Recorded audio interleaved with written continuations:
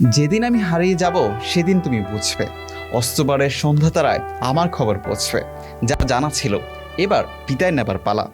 যেটুকু সামর্থ্য ছিল যা সবটুকু নিংড়ে দিয়েছি, শুধু বিদায় বেলায় মনে রাখিও আমায়।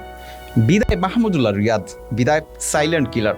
আপনার বিদায়ে ব্যথিত হবে গোটা বাংলাদেশ, কারণ আপনি ছিলেন বিপদের বন্ধু, লাল সবুজ পতাকার বাহক, খাদের কিনারা থেকে বারবার উদ্ধার করা সাইলেন্ট কিলার।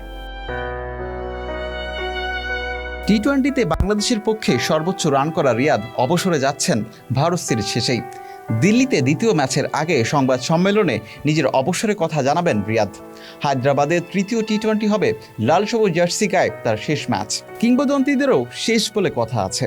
টাইগার ক্রিকেটে রিয়াদ একজন লিজেন্ড, বলা যায় লিভিং লিজেন্ড। তাই রিয়াদকে থামতে হচ্ছে। ম্যাচ জয় রিয়াদের ভূমিকার বর্ণনার কথা লিখতে গেলে পুড়িয়ে যেতে পারে কলমের কালি। ইতিহাস কখনো ভুলবে না এই ফিনিশারকে। মাহমুদুল্লাহকে মনে রাখতে হবে 2018 সালের নিধাস ট্রফির জন্য। পেন্ডুলামের মতো ঝুলতে থাকা ম্যাচ থমকে যায় আম্পায়ারের এক সিদ্ধান্তে। নানা বিতর্কের ম্যাচে ফাইনালে উঠতে দরকার ছিল 2 বলে 6। শ্বাসরুদ্ধকর মুহূর্তে মাহমুদুল্লাহ ছক্কা মেরে হয়ে গেলেন জয়ের নায়ক। সফল রিয়াদ নায়ক থেকেও বিলেন হতে হয়েছে অনেকবার, আবার উঠে দাঁড়িয়েছেন, প্রমাণ করেছেন নিজেকে কেন তিনি বাংলাদেশের নাম্বার 1 ফিনিশার।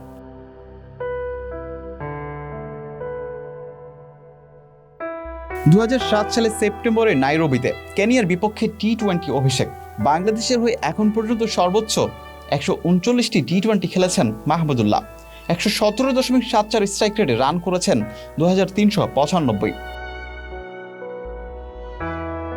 2018 থেকে 2022 সালের মধ্যে 43টি টি-20তে বাংলাদেশ দলকে নেতৃত্ব দিয়েছেন তিনি।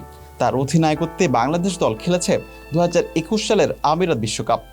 42 ম্যাচ বাংলাদেশকে নেতৃত্ব দিয়ে জয় পেয়েছেন 16টিতে, হার 26টি। জয় পরাজয় দিয়ে রিয়াদকে মনে রাখা কঠিন। রিয়াদকে মনে রাখতে হবে দুঃসময়ের বন্ধু হিসেবে। বিলা হোসেন শিমুল, পিডি আর্কাইভ।